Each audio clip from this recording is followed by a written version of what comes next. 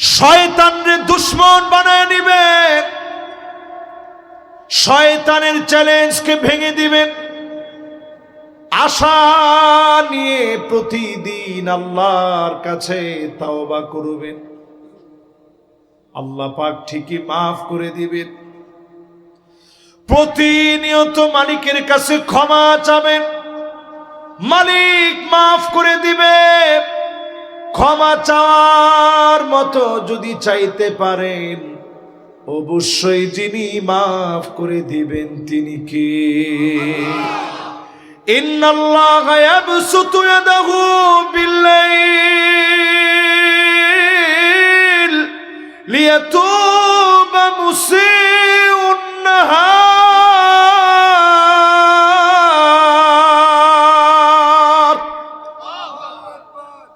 আল্লাহ পাক এই রাত্রিবেলায় ডাকতেছে আমাদের সবাই, আয় আয় গোলাম আমার দিকে। এখন তো রাত হয়ে গেছে,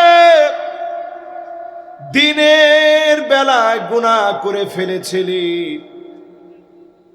অন্ধকার হয়ে গেছে এখন। আবার দিনের বেলা আল্লাহ ডাক দিয়ে বলবে, গোলাম তুই দিনের বেলায় এখন হয়ে গেছে, রাত্রি বেলায় গুনাহ করেছিলি, দুনিয়ার কেউ দেখে নাই, কেউ শোনে নাই। এখন আমার কাছে মাফ চেয়ে নে, দিন আর রাতে যিনি মাফ করে দিবেন তিনি কে? আমরা শুধুমাত্র মনে করি শবে বরাতে আল্লাহ পাক আমাদের কাছাকাছি এসে ডাকতে থাকে, আলা মিন মুস্তাগফিরিন আইয়াস্তাগফির লাহু। শুধুমাত্র শবে বরাতের রাত নয়, সহিহ হাদিসের বক্তব্য শবে বরাতের রাতে তো হয়, অন্য সব রাতে, আজকের রাতেও যিনি আপনাকে ডাকবেন তিনি কে? গোলাম আয় একটু আমার কাছে মাফ চা। রিজিক লাগলে রিজিক চাপ, গুনাহ থেকে মাফ লাগলে মাফ চেয়ে নে। আপনি আমি যদি মাফ চাওয়ার মতো চিনি, যিনি তাওয়াবুর রহিম, আমার তাওবা দয়ার সঙ্গে কবুল করে যিনি মাফ করে দিবেন তিনি কে? 4 নাম্বারটা শেষ, এবার 5 নাম্বারে চলেন। 5 নাম্বারটা হচ্ছে, ওয়া আনতুম তুহিব্বুনাল জান্নাহ ওয়া লাম তা'মালু বিহি। জান্নাত ঠিক আপনি পছন্দ করেন, জান্নাতের কাজ করতে চান না, জান্নাতের কাজ করলে যিনি তাওবা কবুল করবেন তিনি কে? একটা সওয়াবের কাজ করবেন, গুনাহ মাফ হবে, সওয়াবের কাজ করবেন, গুনাহ কাটা যাবে, সওয়াবের কাজ করবেন, সাইয়্যাতকে আল্লাহ বদল করে দিবে। জোরে কোন আল্লাহু আকবার।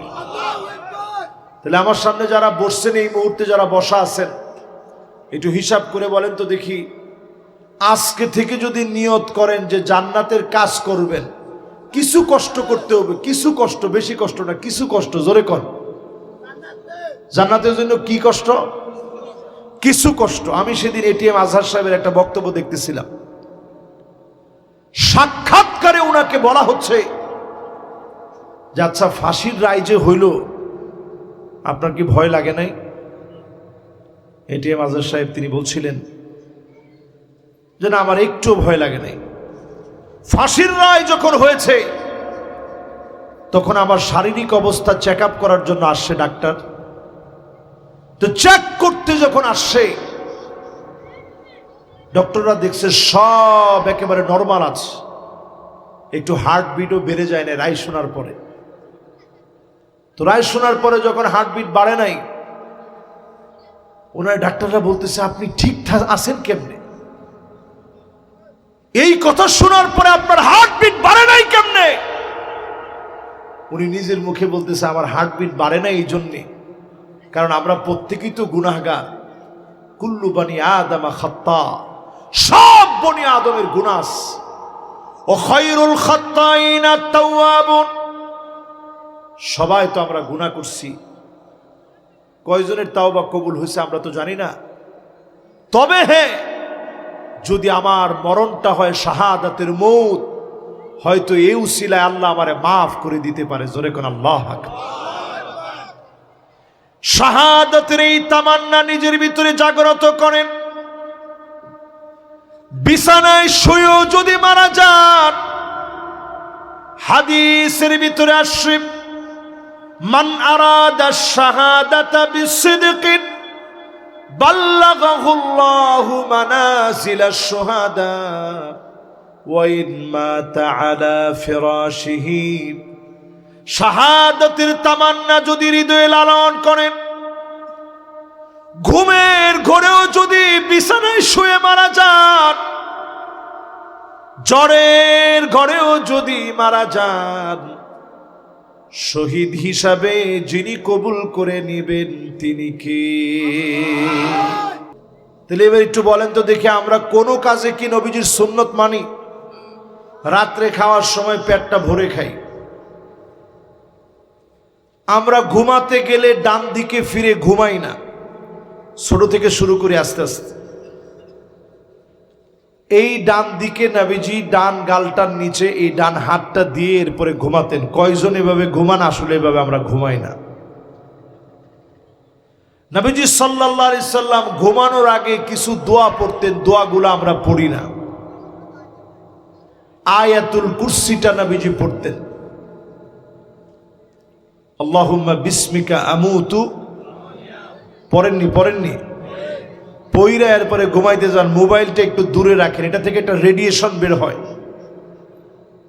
এই পৃথিবীতে রেডিয়েশনের একটা মেশিন আবিষ্কার হয়েছে। আমি দক্ষিণ কোরিয়া গিয়েছিলাম, আমি গিয়ে নিজে দেখে অবাক হয়ে গেছি কি পরিমাণ রেডিয়েশন প্রতিনিয়ত আমরা আমাদের শরীরের ভিতরে ঢুকাচ্ছি।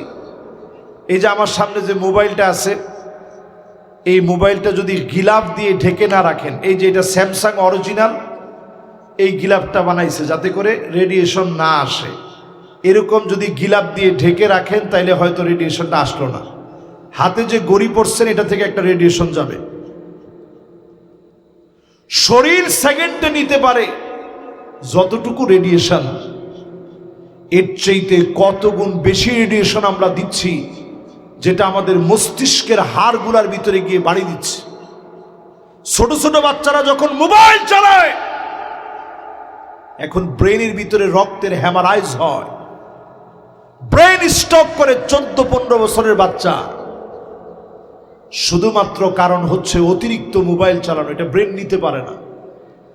যে সুইচগুলো আছে কারেন্টের, এগুলা থেকে রেডিয়েশন আসতেছে, ওয়াইফাই থেকে আসছে।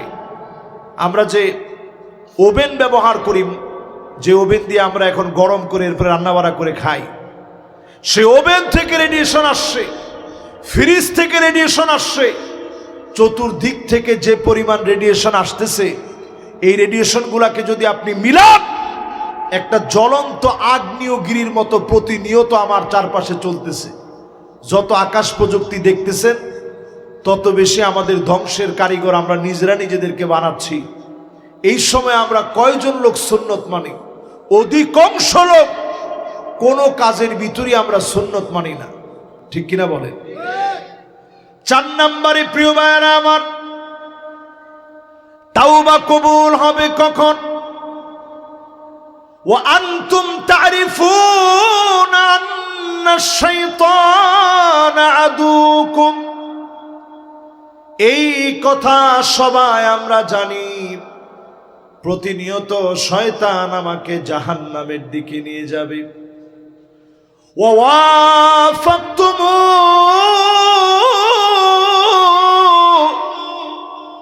এরপরও আমরা শয়তানের কথা মতো চলি। শয়তান আল্লাহর সামনে চ্যালেঞ্জ করেছিল, ক্বালা ফাবিমা আগওয়াইতানি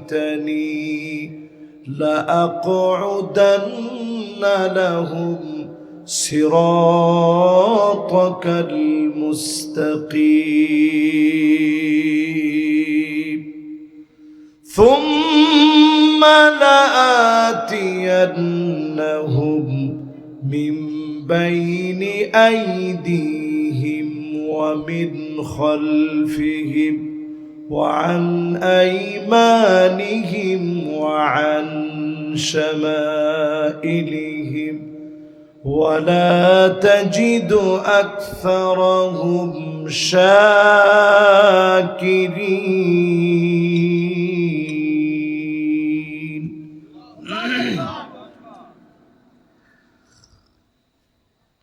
শয়তান আল্লাহর সামনে চ্যালেঞ্জ করলেন,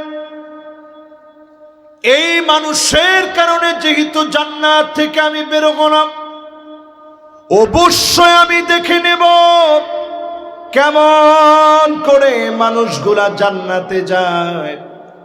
কখনো ডান দিক থেকে ধোঁকা দেব, কখনো বাম দিক থেকে ধোঁকা দেব, কখনো সামনে থেকে ধোঁকা দেব, কখনো পিছন থেকে ধোঁকা দেব। ওয়ালা তাজিদু আকসারাহুম শাকিরিন।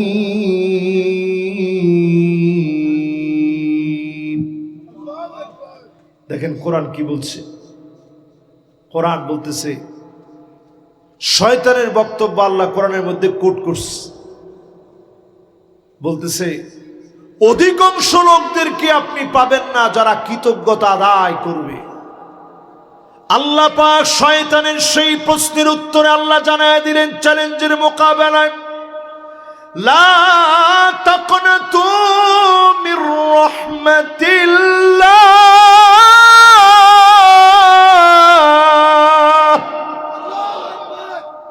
আল্লাহর রহমত থেকে নিরাশ হও না। যত গুনাহ জীবনে করছেন সব যিনি মাফ করে দিবেন তিনি কে? আল্লাহ। সেদিন বান্দাকে কানে কানে আল্লাহ বলবে, আতারিফু বিযামবিন কাযাব, ও গোলাম এই গুনাহ সম্পর্কে তুমি কি জানো? আল্লাহ সেদিন কানে কানে ডাক দিয়ে বলবে, গোলাম এই গুনাহটা সম্পর্কে তুই কি জানোস? এই গুনাহ যে তুমি করছিলা তোমার কি মনে আছে?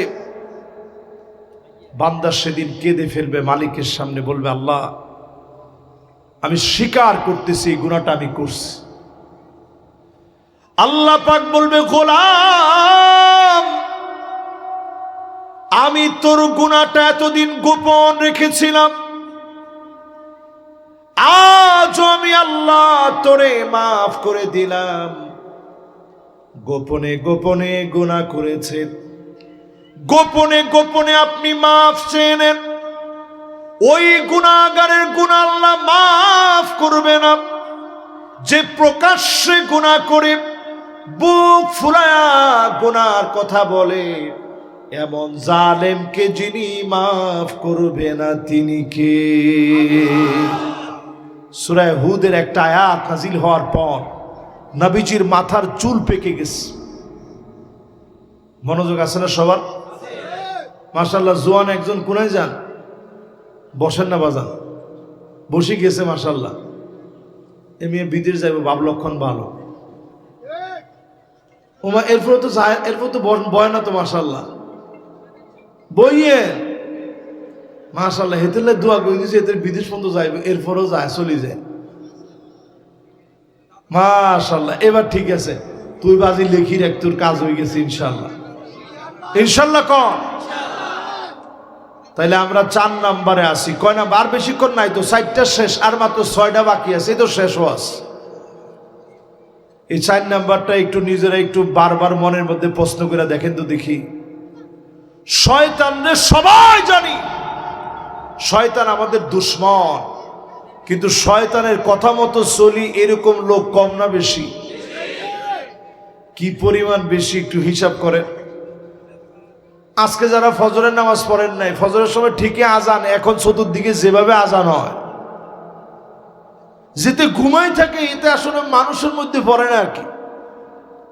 বেগুনের ঘুমে একবারে লাই হইলেও ভাঙ্গে যায়, হায় রে আল্লাহ রে, মুয়াজ্জিন কত কিনে আজান দেয়, এত আরামের ঘুম, এতে কেউ বুস্টুস কিচ্ছু নাই, এত জোরে জোরে কিল্লে দেয়, এরকম মনে হয় না? এরপরও নামাজের দিকে গেলেন না। এই যে দেখেন দারুস সালাম জামে মসজিদ, কি সুন্দর একটা মসজিদ, গ্রামের ভিতরে কি চমৎকার করে মসজিদটি নির্মাণ করা হয়েছে। এখানে রয়েছে হসপিটাল, ফ্রি চিকিৎসালয়, মানুষের সেবায় যতটুকুন করা লাগে আমার ভাইরা চেষ্টা করতেছে। আল্লাহ যেন ভাইদের চেষ্টার ভিতরে অনেক বরকত দিয়ে দেন, পড়েন আমিন। আজকের এই নামাজের কথা চিন্তা করেন, ফজর, জোহর, আসর, মাগরিব এন্ড এশা, এই যে নামাজগুলো গেল, কয়টা লোক নামাজ পড়ছে? কয়টা লোক নামাজ পড়ছে? নবীজি হাদিসের ভিতরে বললেন এমন সময় আসবে হাত্তা তুত্তাখাযাল মাসাজিদু তুরুকা, মসজিদের সামনে দিয়ে হেঁটে হেঁটে চলে যাবে, নামাজ পড়বে না। এমন মুসলমান সারা বাংলাদেশে 100%-এর ভিতরে 80% লোক এখনো নামাজি হয় নাই। 20% লোক নামাজ পড়ে, 80% লোক এখনো নামাজি হয় নাই। যদি নামাজি হতো অনেক আগে এই জমিনে দিন কায়েম হয়ে যেত। দিন কায়েম হয় না কেন? অনেকে কয় হুজুর আসলে ওই ইগুনের দাওয়াতি কার্যক্রম ভালো না হুজুর, না মানছে বলে আর কি অনেকে, এগুলো দাওয়াতি কার্যক্রম ভালো না, এই জন্য হুজুর কবুল হয় না। এই যে এত মুয়াজ্জিন আজান দেয়, মুয়াজ্জিনের আজানের দোষ নয়, আপনি নিজে নামাজে যান না, এটা আপনার দোষ, ঠিক কিনা বলেন? আপনি নিজে ইসলাম প্রতিষ্ঠার জন্য আসেন না, এটা আপনার দোষ। আপনি খালি এসে দেখেন এই জমিনে যিনি দিনকে প্রতিষ্ঠিত করে দিবেন তিনি কে? সবাই যদি আমরা দিনের দিকে আসতাম, দিন কবে বিজয় হয়ে যেত। এবার একটু আমার সাথে সাথে বলেন তো দেখি, কয় নাম্বারে আছেন মনে আছে? একটু জোরে কর। 1 নাম্বার গা কি? মাশাআল্লাহ, আমরা যদি একটা লোকও না পাইতেন আমি এখন ওয়াজগা বন্ধ করে দিতাম। যদি ওয়াজের ভিতরে মনোযোগ না থাকে তাহলে এই ওয়াজের ভিতরে তেমন কোনো লাভ নাই। একটু বলেন তো 1 নাম্বারটা কি, 2 নাম্বারটা কি? মাশাআল্লাহ, কোরআনটা শুধু পড়া না, কোরআন পড়ে কোরআন অনুযায়ী জীবন গড়া, ঠিক কিনা বলেন? 2 নাম্বার শেষ। 3 নাম্বারটা বলেন। মাশাআল্লাহ, সুন্নত কে কইছে চাই? মাশাআল্লাহ, সুন্দর হয়েছে ওনার উত্তর। এবার 4 নাম্বারটা বলেন। 4 নাম্বারটা কি? 4 নাম্বার হয়েছে শয়তান যে আমাদের দুশ্মন, এটা জানি ঠিক, কিন্তু প্রত্যেক দিন শয়তানের কথা মতো আমরা চলি, ঠিক কিনা কর? আজকে থেকে এই মাহফিল থেকে নিয়ত করেন শয়তানরে দুশ্মন বানায় নিবেন, শয়তানের চ্যালেঞ্জকে ভেঙে দিবেন, আশা নিয়ে প্রতিদিন আল্লাহর কাছে তাওবা করবেন। আল্লাহ পাক ঠিকই মাফ করে দিবেন। প্রতিনিয়ত মালিকের কাছে ক্ষমা চাবেন, মালিক মাফ করে দিবে। ক্ষমা চাওয়ার মতো যদি চাইতে পারেন, অবশ্যই যিনি মাফ করে দিবেন তিনি কে? ইন্নাল্লাহা ইয়াবসুতু ইয়াদাহু বিল্লাইল লিয়াতুবা মুসিউন নাহার।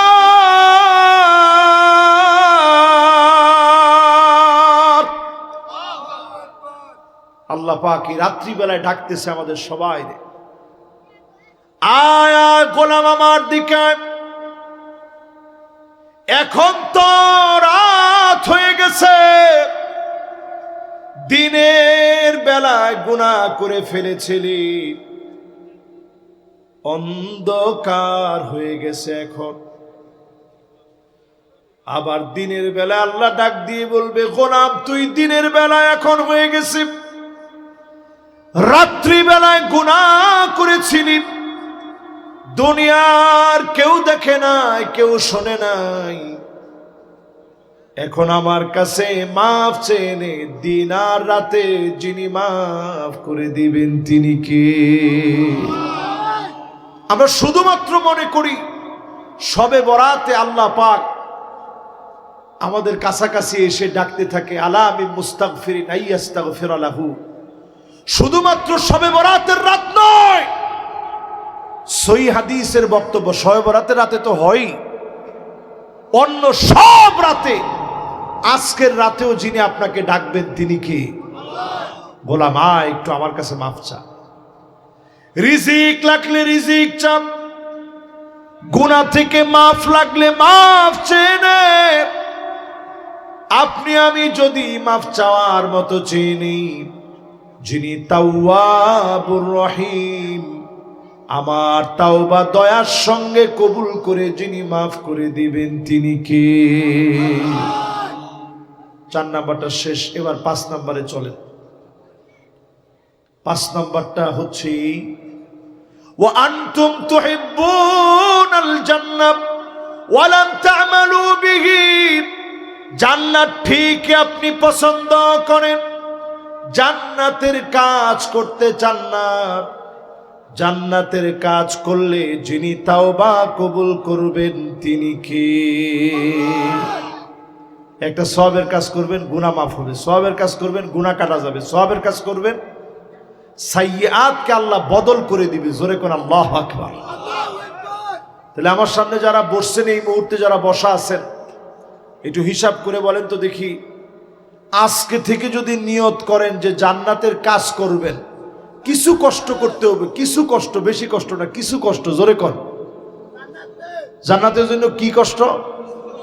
কিছু কষ্ট। আমি সেদিন এটিএম আজহার সাহেবের একটা বক্তব্য দেখতেছিলাম, সাক্ষাৎকারে ওনাকে বলা হচ্ছে যে আচ্ছা ফাঁসির রায় যে হইল, আপনার কি ভয় লাগে নাই? এটিএম আজহার সাহেব তিনি বলছিলেন যে না, আমার একটু ভয় লাগে নাই। ফাঁসির রায় যখন হয়েছে তখন আমার শারীরিক অবস্থা চেক আপ করার জন্য আসছে ডাক্তার। তো চেক করতে যখন আসছে, ডক্টররা দেখছে সব একেবারে নরমাল আছে, একটু হার্টবিটও বেড়ে যায় না রায় শোনার পরে। তো রায় শোনার পরে যখন হার্টবিট বাড়ে নাই, ওনার ডাক্তাররা বলতেছে আপনি ঠিকঠাক আছেন কেমনে? এই কথা শোনার পরে আপনার হার্টবিট বাড়ে নাই কেমনে? উনি নিজের মুখে বলতেছে আমার হার্টবিট বাড়ে না এই জন্যে, কারণ আমরা প্রত্যেকেই তো গুনাহগার। কুল্লু বানি আদম খাত্তা, সব বনি আদমের গুনাহ। ও খায়রুল খাত্তাইনা তাওয়াবুন, সবাই তো আমরা গুনাহ করছি। কয়জনের তাওবা কবুল হয়েছে আমরা তো জানি না। তবে হ্যাঁ, যদি আমার মরণটা হয় শাহাদাতের মউত, হয়তো এই উসিলায় আল্লাহ আমারে মাফ করে দিতে পারে। জোরে কোন আল্লাহু আকবার। শাহাদাতের এই তামান্না নিজের ভিতরে জাগ্রত করেন। বিছানায় শুয়েও যদি মারা যান, হাদিসের ভিতরে আসছে মান আরাদা শাহাদাতা বিসিদকিন বাল্লাগাহুল্লাহু মানাজিলাশ শুহাদা ওয়া ইন মাতা আলা ফিরাশিহি।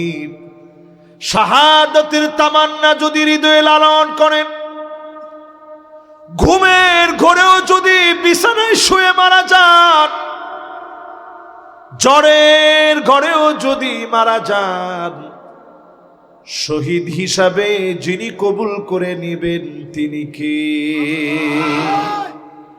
এবার আমার দিকে একটু তাকায় বলেন তো, শহীদি মরণ আমরা কি চাই?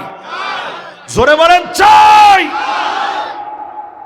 আমাদের প্রিয় আল্লামা দেলওয়ার হোসেন সাইদি রহমতুল্লাহ আলাই সারাটা জীবন তিনি মাহফিল করে বলতেন, আল্লাহ শাহাদতের মরণ দিও। আমরা দেখেছি 13টা বছর তিনি জেল খাটলেন। হার্টের ভিতরে 5টা রিং লাগানো ছিল। এই মুসাফিরে আল্লামা সাইদি রহমতুল্লাহ আলাইহির কথা বলা মাত্র আমারে বাধা দেওয়া হয়েছিল। খেয়াল আছে? হায় রে হায়, দিনগুলো কই যায়। ওই দিন আমি একটা আয়াত সূরা রহমান তেলাওয়াত করতেছিলাম এবং বলতেছিলাম তিলকাল আইয়ামু নুদাবিলুহা বাইনান নাস। আল্লাহ বলেন দিনগুলো আমি দিয়েছি, আমি আল্লাহ দেখে নেব এই দিনের ব্যবহার ক্ষমতা পাওয়ার পরে কেমন তোমরা কাজে লাগাও। জালেমরা টিকতে পারে নাই, গরম ভাত পর্যন্ত খেয়ে যেতে পারে নাই।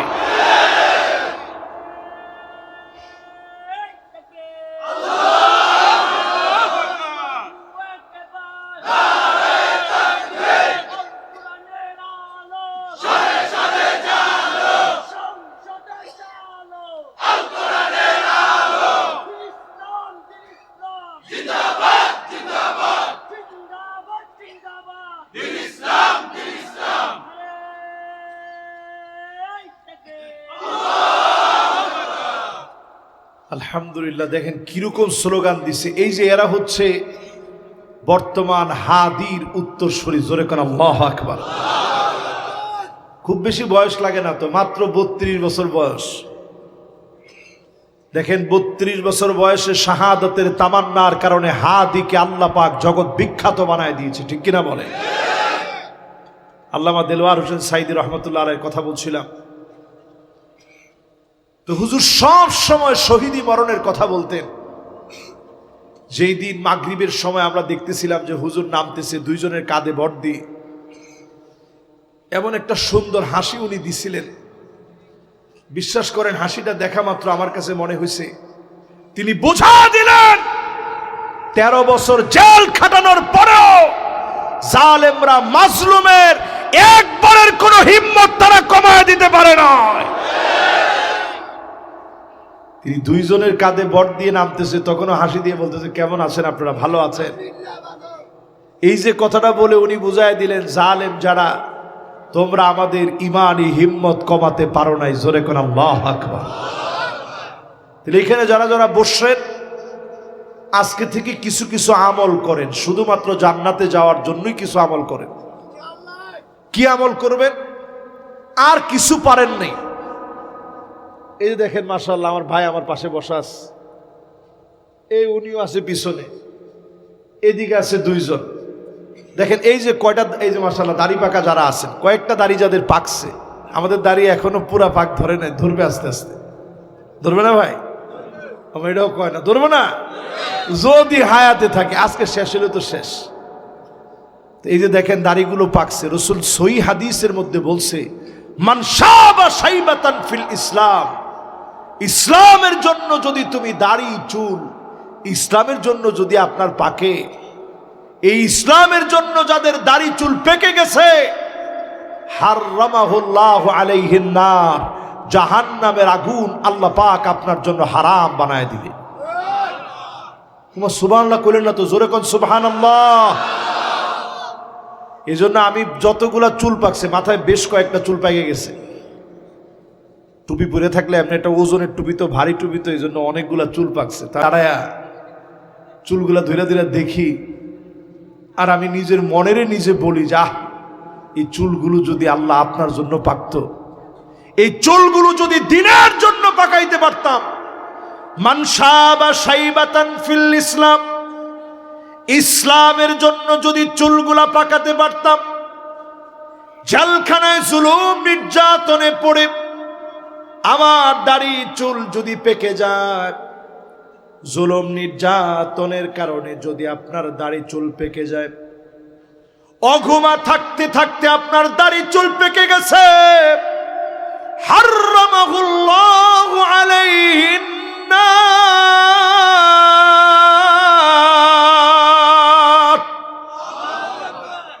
জাহান্নামের আগুন যিনি হারাম বানায় দিবেন তিনি কি? দিনের জন্য প্রত্যেক দিন সময় দিবেন, প্রতিদিন কিছু না কিছু সময় দেন। এটাকে বলা হয় সময় দান। এই সময় দান কয়েক ঘন্টা হলেও করেন। নবীজি বলতেছেন মানিক বাররাত কদামাহু ফি সাবিলিল্লাহ, আল্লাহর পথে, আল্লাহর জন্য জমিনের দিন কায়েমের জন্য পায়ের ভিতরে যদি ধুলাবালি লাগান, হারামাহুল্লাহু আলাইহিন নার, এই পাগুলার জন্য যিনি জাহান্নামের আগুন হারাম বানায় দিবেন তিনি কে? আবার রাত্রি একটু সুযোগ হয়েছে, তাহাজ্জুদে দাঁড়ায় গেছেন, তাহাজ্জুদের সময় দাঁড়ায় দাঁড়ায় কাঁদলেন। আইনান লা তামাসসুহুমান নার, দুইটা চোখ দিয়ে আল্লাহর জন্য পানিগুলো ছেড়ে দিলেন, গুনাহের কথা স্মরণ করে কাঁদলেন। এই কান্না যখন চোখ দিয়ে পড়বে, আপনার এই কান্নার কারণে জাহান্নামের আগুন যিনি হারাম বানায় দিবেন তিনি কি? মাশাআল্লাহ, আমাদের ৫ম নাম্বার শেষ। বাকি আছে আর কয়টা? আর 5টা বাকি। এই 5টা আমরা একটু তাড়াতাড়ি করি। 6 নম্বরে প্রিয় ভাইয়েরা আমার, ওয়া আনতুম তুকরিহুনান নার ওয়া লাম তুরহিবু বিহি, প্রত্যেকে আমরা জাহান্নামকে ঘৃণা করি। বেনামাজিরও যদি জিজ্ঞাসা করেন জাহান্নামে যাইবেননি, কি করব? কি করব? একজনও রাজি হবে না। যদি কোন যে জাহান্নামে যাইবেন, না হুজুর কি কোন, আল্লাহ বড় দয়ালু, আল্লাহ মাফ করি, ঠিকই আমারে জান্নাত দিয়ে দিব। গুনাহ যা করছি হুজুর অসুবিধা নেই, আল্লাহ মাফ করে দিব। ঠিক নি? ঠিক নি? সবাই এই কথাটা কোন আপনারা? জাহান্নাম সবাই অপছন্দ করেন, কিন্তু ঘরের ভিতরে আগুন লেগে গেলে আগুন আগুন বলে যেইভাবে চিৎকার করেন, জাহান্নামের আগুন থেকে বাঁচার জন্য এমন করে চিৎকার করেন না। আজকে থেকে নিয়ত করেন, প্রতিদিন না পারলেও ফজরের পরে 3 বার, মাগরিবের পর 3 বার আল্লাহরে বলবেন, আল্লাহ জাহান্নামের আগুন থেকে আল্লাহ আপনি আমারে বাঁচায় দেন। আমরা রমজান মাসে বলি, আল্লাহুম্মা জিরনা মিনান নার, জাহান্নামের আগুন থেকে বাঁচান। প্রতিনিয়ত যদি আমল বানায় নেন, বলতে থাকেন, অবশ্যই যিনি জাহান্নামের আগুন হারাম বানায় দিবেন তিনি কি? জাহান্নামের বড় বড় চোখ থাকবে, ওয়ালাহু আইনান, চোখ দিয়ে জাহান্নাম দেখবে।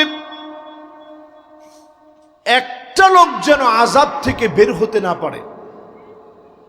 খুব খেয়াল করে শোনেন, পৃথিবীর সবচেয়ে ভয়াবহ একটা জেলখানা হচ্ছে সিকেট জেলখানা। সিকেট নামক একটা জেলখানা আছে, ওয়ার্ল্ডের সবচেয়ে ভয়াবহ জেলখানা। সম্ভবত 410 একর জমির উপরে এই জেলখানাটা অবস্থিত। পৃথিবীর সবচেয়ে দুর্দর্শ সন্ত্রাসীদেরকে সেখানে রাখা হয়েছে। ট্রাম্প পর্যন্ত বলছে এটা সবচেয়ে দুর্দর্শ জেলখানা বলে, ট্রাম্প নিজেও বলছে। এখানের ভিতরে যে একবার যায় সে গেছে তো গেছে। ওখানে টয়লেট করার জন্য 200-300 কয়েদিদের জন্য মাত্র একটা টয়লেট, সেটা সবার সামনে যেতে হবে। আর এর সাথেই পানি রাখা আছে, ওইখান থেকে খেতে হবে। ঘুমানোর জন্য কোনো বিছনাপত্র নেই, ঠান্ডা এসির নিচে আপনি ওইখানে শুইতে হবে, যাতে করে পুরো শরীরটা ধরে যায়। ওইখানে MS-13 এর যত সদস্যরা আছে, যারা পৃথিবীর সবচেয়ে দুর্দর্শ গ্যাং, এদের সদস্যদেরকে সেখানে রাখা হয়েছে, যাদের চোখের নিচে বিভিন্ন চিহ্ন দেওয়া আছে। যেমন ধরেন এখানে একটা চিহ্ন মানে 3, কপালের মধ্যে লেখা 666, মানে এরা শয়তানের পূজারী। এটা বলার উদ্দেশ্য হচ্ছে এই জেলখানার ভিতরে যারা আছে, এরা কমাস কম একজন 50 জন 60 জন করে মার্ডার করার পরে এখানে গেছে। এরা এদের শরীরের ভিতরে ছোট ছোট ডিভাইস লাগায় রাখে যাতে করে এখান থেকে তথ্য আদান প্রদান করতে পারে। কিন্তু ওইটা তারা এমন মনিটরিং করছে, এমনভাবে চেকিং করে, ওইটাও ধরা পড়ে যায়। শরীরের ভিতরে যদি ছোট্ট কোনো ডিভাইস আপনি লুকায় রাখেন, চিপ টাইপের কিছু লুকায় রাখেন, এইটাও ধরা পড়ে যাবে। এটা বলার উদ্দেশ্য, সামান্য একটা দুনিয়ার জেলখানা, এটার প্রাচীরের উপরে 15,000 ভোল্টের কারেন্ট দেওয়া, যাতে পালায়া যাওয়ার কোনো সুযোগ না পান। আর আমার আল্লাহর জেলখানার নাম হচ্ছে জাহান্নাম। জোরে কোন কি নাম? ইন্না জাহান্নামা কানাত মিরসাদা। জাহান্নাম হবে আযাবের খনি, চতুর্দিক দিয়ে আযাব আর আযাব চলবে। জাহান্নামের বড় বড় চোখ থাকবে, ওয়ালাহু আইনান, জাহান্নামের কান থাকবে। এই কান দিয়ে জাহান্নাম চিৎকার গুলা শুনবে। জাহান্নাম দেখবে কোথাও যেন আপনার আযাব কম লাগে, এমন যেন না হয়। এক একটা জাহান্নামের শরীর হবে, দাঁত গুলা হবে কাজাবালে উহুদ, উহুদ পাহাড়ের সমান বড় বড় দাঁত হবে। চতুর্দিক থেকে জাহান্নাম ঘেরাও করে ফেলবে। সেই জাহান্নাম থেকে প্রতিনিয়ত পানা চান। আজকে থেকে শুরু করবেন, আয় আল্লাহ জাহান্নাম থেকে বাঁচান। যদি পানা চাইতে পারেন, জাহান্নাম থেকে যিনি আপনাকে মাফ করে দিবেন তিনি কে? 6 নাম্বার শেষ আমাদের। মাশাআল্লাহ, এক যাক যুবক আসছে। বাবারা বসেন, যুবকরা বসেন। মাশাআল্লাহ, আপনারা বইলে মাহফিল সুন্দর হয়ে যাবে। এই মাহফিল একাধিকবার আসতে গিয়ে আমি আসতে পারিনি। একবার একেবারে মাহফিলে চলে আসতেছি, সকাল থেকে এখানে মানুষজন আসছে। দুঃখজনক সত্য, আমাকে মাহফিলে আসতে দেওয়া হয়নি। আপনাদের মনে আছে? আরে ইয়ানের স্প্যান্ডেলটা অন্য জায়গায় ছিল আর কি, এই সামনে ছিল, আসতে পারিনি। আজকে অনেক দিন পরে আসছে। প্রিয় ভাইরা আমার, আজকে থেকে আল্লাহর কাছে প্রতিদিন 3 বার, ফজরের পরে 3 বার, মাগরিবের পরে 3 বার জাহান্নাম থেকে পানা চাবেন। রাজি আছেন না ইনশাআল্লাহ? 7 নম্বরে, ওয়া আনতুম তাকুলুনা নি'মাতাল্লাহ ওয়া লাম তাশকুরু লাহু। আল্লাহর দেওয়া নিয়ামত গুলা প্রতিনিয়ত খান। নিয়ামতটা খাওয়ার আগে আল্লাহ পাকের শুকরগুজারি করেন। আল্লাহর খেয়ে আল্লাহর পরে নাফরমানি করবেন না, শুকরগুজারি আদায় করেন। মালিকের জন্য যদি শুকরিয়া আদায় করেন, অবশ্যই যিনি গুনাহ মাফ করে তাওবা কবুল করবেন তিনি কে? একটা ছোট্ট দোয়া যার মুখস্থ আছে ভালো, না থাকলে মুখস্থ করবেন। ভাত খাওয়ার সময় কি দোয়া পড়তে হয়? সবাই বলেন, শুধু কোন বিসমিল্লাহ। জোরে কোন কি? আর জোরে কি? আবার কোন কি? এরপরে খাওয়া শেষ করছেন, আর কিচ্ছু জানেন না, কি বলবেন? আর যারা আলেম ওলামা আছেন, আপনারা মসজিদে শিখাবেন, আলহামদুলিল্লাহিল্লাযী আত'আমানি হাযাত তা'আম ওয়া রাযাকানিহি মিন গায়রি হাওলিন মিন্নি ওয়ালা কুওয়া। এতটুকুন যদি আল্লাহর কোন গোলাম বলে, আল্লাহ আপনি আমারে খাওয়াইছেন, আমার কোনো শক্তি নাই, টাকা আছে দেখি আমি রান্না করে খেতে পারছি এমন না, আল্লাহ আপনি আমারে খাওয়াইছেন, এই জন্য প্রশংসা আপনার। আল্লাহ ফেরেশতাদেরকে বলে, দেখছো ও কষ্ট করে রান্নলো বাড়লো বাজার করলো, প্রশংসা করলো আমার, যাও আমি তার জিন্দিগির গুনাহ খাতাগুলা মাফ করে দিলাম। জোরে করে আল্লাহু আকবার। এই জন্য যাদের মুখস্থ আছে পড়বেন। নতুন একটা জামা পরতেছেন, টেইলার্সের কাছ থেকে মাত্র নিয়ে আসছেন, দোয়াটা পড়েন, আলহামদুলিল্লাহিল্লাযী কাসানি হাযা আস-সাওবা ওয়া রাযাকানিহি মিন গায়রি হাওলিন মিন্নি ওয়ালা কুওয়া। আয় আল্লাহ, এই যে সুন্দর পোশাকটা আল্লাহ আপনি আমারে পরাইলেন, এই পোশাক আমি আমার ব্যক্তিত্বের কারণে পড়তে পারি নাই, টাকা আছে বলেই আমি পড়তে পেরেছি এমন নয়, আপনি পড়াইছেন বিদায় আমি পড়তে পেরেছি। এতটুকুন কথা যখন আপনি বলেন, আল্লাহ ফেরেশতাদেরকে বলে যাও আমার গোলামের গুনাহ আমি আল্লাহ মাফ করে দিলাম। জোরে করে আল্লাহু আকবার। 7 নম্বরের পরে 8 নম্বর শুনেন, কষ্ট নেই আলহামদুলিল্লাহ। আমরা একেবারে টাইমের আগে আপনাদেরকে বিদায় দিতে পারবো। আমাদের মুহতারাম কথা বলবেন, এরপর আমরা মোনাজাত করে ইনশাআল্লাহ বাড়ি যাব। রাজি আছেন ইনশাআল্লাহ? আমরা এবার 7 নম্বরের পরে কয় নাম্বার ভাই? ওয়া আনতুম তাশতাগিলুনা বিউয়ুবিন নাস ওয়া তারাকতুম আনফুসাকুম। যতজন এখন বসা আছেন, শুধু আমরা মানুষের দোষ নিয়ে থাকি।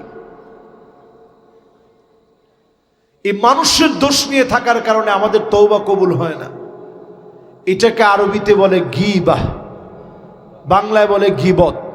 জোরে কোন কি? এই গীবত এখন আমাদের সমাজে আছে না নাই?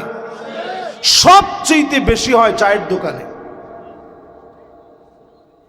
একটা জাতীয় সংসদ তো এটা, আরে বাপরে বাপরে বাপ, ওইখানে বসলেই কত রকমের কথা।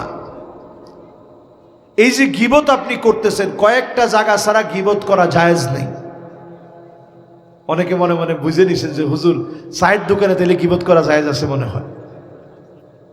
আপনি যেহেতু বলছেন কয়েকটা জায়গা ছাড়া গীবত করা জায়েজ নেই, তাহলে যেই জায়গায় জায়েজ আছে এর মধ্যে একটা মনে হয় হুজুর নিশ্চয়ই চায়ের দোকান হবে।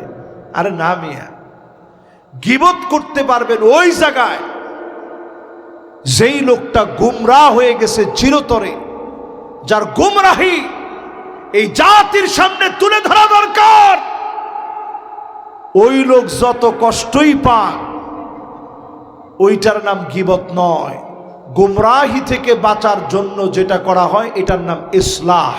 জোরে কোন, এটার নাম কি?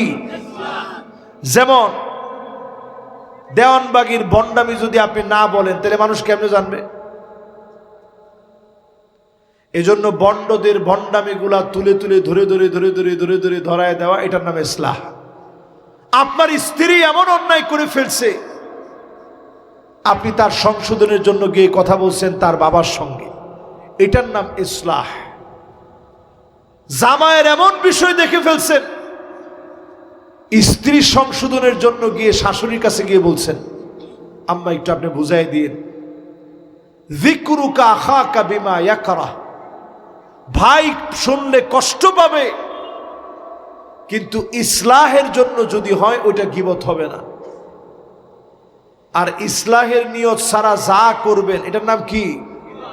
জোরে কোন, এটার নাম কি? এরপরে প্রিয় ভাইয়েরা আমার, 9 নম্বরে, 9 নম্বর না,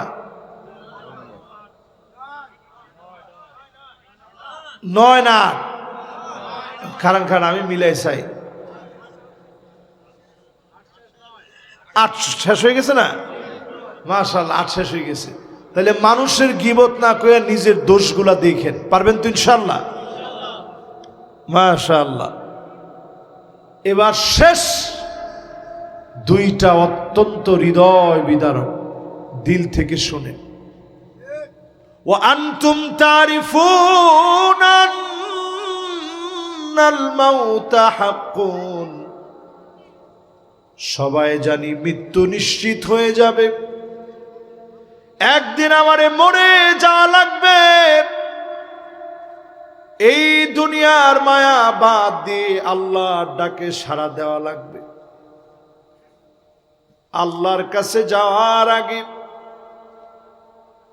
নিজে নিজের প্রস্তুত বানায় নেন। হযরতে আলী রাদিয়াল্লাহু তাআলা আনহু কবরের মাটি ধরে ধরে কাঁদতেন আর বলতেন মাকানুকা তাহতাত তুরাব, আলী তোমার জায়গা হবে এই কবরের মাটির নিচে, আমাদের জায়গা হবে কবরের এই মাটির নিচে। মাটির নিচে ঘুমায় যাওয়া লাগবে, এমন নিজেরে বানায়েন। নবীজির সামনে দিয়ে দুইটা লাশ যাচ্ছে। একজনের ব্যাপারে সবাই বলা বলি করতেছে, লোকটা বড় দিনদার, বড় ভালো মানুষ ছিল। নবীজি বলে উঠলেন ওয়াজাবাত। এর পরক্ষণে আরেকটা লাশ গেল। লোকেরা বলা বলি করা শুরু করলো, বড় খারাপ লোক ছিল। সঙ্গে সঙ্গে নবীজি বললেন ওয়াজাবাত। হযরত ওমর রাদিয়াল্লাহু তাআলা আনহু বললেন, ওগো নবীজি, একটু আগে ওয়াজাবাত বললেন, এখনো ওয়াজাবাত বললেন, কি ওয়াজিব হয়েছে? নবীজি বললেন, প্রথম লোকটার জন্য ভালো সাক্ষী যখন লোকেরা দিয়েছে, ওয়াজাবাত লাহুল জান্নাহ, ভালো সাক্ষী দেওয়ার কারণে আনতুম শুহাদাউল্লাহি ফিল আরদ, তোমরা এই জমিনে আল্লাহর সাক্ষী। তার জন্য ভালো সাক্ষী দেওয়ার কারণে জান্নাতকে যিনি ওয়াজিব বানায়া দিয়েছেন তিনি কে? আর দ্বিতীয় লোকটা যখন যাচ্ছিল, লোকেরা বলতেছিল লোকটা বড় খারাপ ছিল।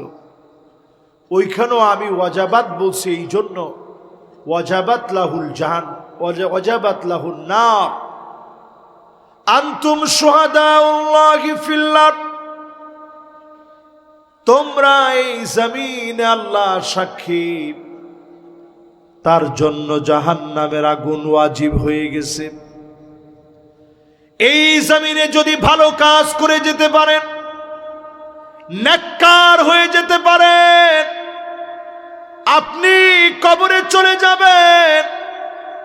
কবরটাকে যিনি আলোকিত বানায় দিবেন তিনি কে? এমন জীবন গঠন করে যায়েন, মানুষ যেন আপনার জন্য দোয়া করে। অ্যাটলিস্ট আমাদের এই এলাকার একজন ছিল, এতে কত রকম কথা কইছে, এখন আর নাই। আরে এই রাস্তাটা দিয়ে যখন আসছি ওনার কথা মনে হয়েছে যে আরে বাড়িতে আসার লাই কত সুন্দর করি, আগে যখন আসতাম কত ধাক্কা খাইতে খাইতে ইয়ান দিয়ে আসি গেছি, এখন রাস্তাটা আইয়া মনটা ভালো হয়ে গেছে। আরে লোকটা অসুস্থ আছে, মানুষের সবাই লিখতেছে আল্লাহ কবে নিবেন। আমি চিন্তা করলাম আরে মানুষের একটু মায়া দয়া নাই, ইচ্ছা ফাঁসান মানুষের কেমনে হয়? ফেসবুকটা জুড়ি লিখতেছে কবে যাবে, কিরে যাস না কা, কিন্তু তুই ইচ্ছা কঠিন কেমনে হইলি? এরকম মানুষের কত কিছু লিখছে। আরে একটু দোয়া টোয়া করিয়েন আপনারা। আহা, মানুষের পরও বুঝে না কিসের জীবন, কিসের জীবন আপনার? এমন জীবন আপনি গঠন করছেন, মানুষ দোয়া করব থাক অনেক দূরে, মানুষ কইতেছে কবে যাবে। বুঝতেছেন আপনি? এই জন্য আমাদের দেশে কেউ মারা গেলে লাশটা সামনে রাইখা পরে জিগে হাতে কেন কেমন ছিল, পরে কয়জনে কয় কেমন ছিল, মরছে তো মাত্র, কবরের ভিতরে গেলে না বুঝবো কেমন ছিল। অনেকে আবার নেতা সামনে দাঁড়ায় রয়েছে তো ডরে ভয়ে মোটামুটি কয় না ভালোই ছিল। আর মনে মনে কয় আল্লাহ কেমন ছিল তুমি একটু বুঝাই দিও আল্লাহ। কবরের সামনে দিয়ে মানুষ হাঁটে আর অনেক সময় বলে আল্লাহ এদের ফিডানি কেমন চলে যদি একটু শুনতেন। ঠিক নেই? 10 নম্বরে প্রিয় ভাইরা আমার, ওয়া আনতুম তাদফানু মাউতাকুম, মৃতদেরকে দাফন করেন। একটা বারের জন্য মরবেন এটা মনে করেন না। ও যুবক তোমারে বলছি, আমার মুরব্বীদেরকে বলতেছি, দেখেন এই যে মাশাআল্লাহ যুবকরা বসছে দেখছেন, মাশাআল্লাহ যুবকরা অনেক ভালো। যুবকরা 2-3 জনেরই ঠিক কইছ কিরে, বাকি যুবকরা কি করবেন ঠিক নেই? যুবকরা অনেক ভালো, তোমরা ঠিক তো দুনিয়া ঠিক। বাংলাদেশে কত আন্দোলন হয়েছে জালেমদেরকে হটানোর জন্য, কোন আন্দোলন সার্থক হয় নাই, যুবকদেরটা সার্থক হয়েছে। এজন্য তোমাদের 24কে আমরা মরতে দিতে চাই না, এই গণ অভ্যুত্থানকে আমরা মৃত হতে দিতে চাই না। আজকে আমরা দেখতে পাচ্ছি একটা মহল কোনো না কোনোভাবে চাচ্ছে 24-এর গণ অভ্যুত্থানকে তারা মিটিয়ে দিতে চায়, আমরা 24কে মরতে দিতে চাই না। এজন্য তোমরা একটু জিন্দা থেকো। 24-এর স্পিরিট ছিল ইসলামের স্পিরিট, 24-এর স্পিরিট ছিল উই ওয়ান্ট জাস্টিস, আমরা জাস্টিস কায়েম করতে চাই।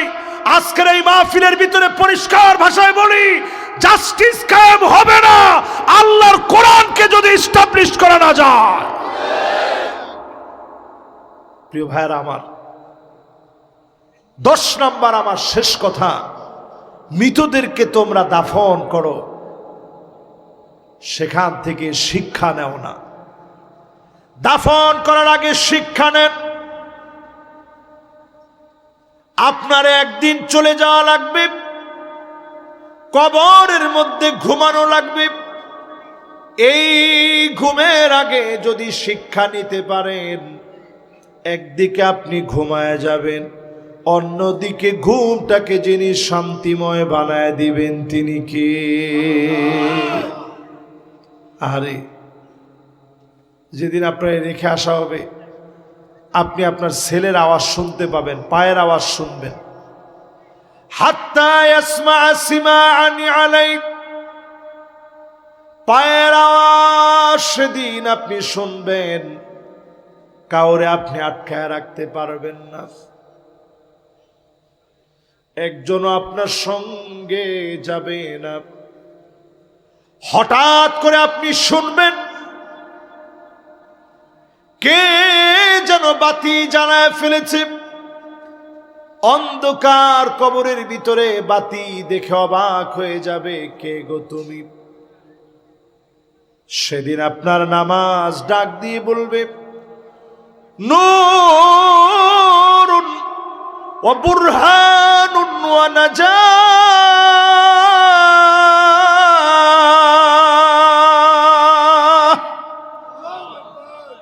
আমি তোমার নামাজ, আজকে তোমার জন্য আমি বাতি হয়ে জ্বলে গেলাম, তোমার জন্য আজকে আমি আছি। এই যে মসজিদ করা হয়েছে, দৃষ্টিনন্দন একটা মসজিদ এখানে স্থাপিত হয়েছে। কেউ ইট দিছেন, কেউ বালু দিছেন, কেউ সিমেন্ট দিছেন, কেউ জায়গা দিয়েছেন। আমার মাসুদ ভাইয়ের ভাইয়ের নাম জানি কি, মামুন ভাই, মামুন, মাশাআল্লাহ, আল্লাহু আকবার। আল্লাহ ওনাকে নিরাপত্তার চাদরে বেষ্টিত করুক, পড়েন আমিন। যেমন মামুন, আল্লাহ ওনারে আমিন বানায় দেখ, নিরাপদ বানায় দেখ, পড়েন আমিন। এই যে মসজিদ করা হয়েছে, এই মসজিদে প্রতিনিয়ত যাবেন, নামাজ পড়বেন। এই সমাজের ভিতরে দিন এখনো কায়েম হয় না কেন? কারণ আমরা নামাজই হইনি। দিন কায়েম হবে কেমনে? এই যে রমাদান আসতে আর সময় কিন্তু বাকি নেই। আমরা রজব মাসের একেবারে অর্ধেকটা শেষ করে ফেলেছি, আর সামান্য বাকি আছে। রমজান আসার আগেই আল্লাহ যেন আমাদেরকে নামাজি বানান। এক কথায় তাওবা হচ্ছে মৌতের আগে করতে হয়। ইস্তেগফার যে কোনো সময় করা যায়, এটার জন্য কোনো নির্দিষ্ট সময় নেই। কেউ মারা গেছে তার জন্য আপনি ইস্তেগফার পড়তে পারবেন, তাওবার আর সুযোগ নেই। তাওবা করবেন কখন? উত্তর হচ্ছে এখন। জোরে কোন কখন? আল্লাহ যেন এখন আমাদেরকে তাওবা করার তৌফিক দান করেন, পড়েন আমিন।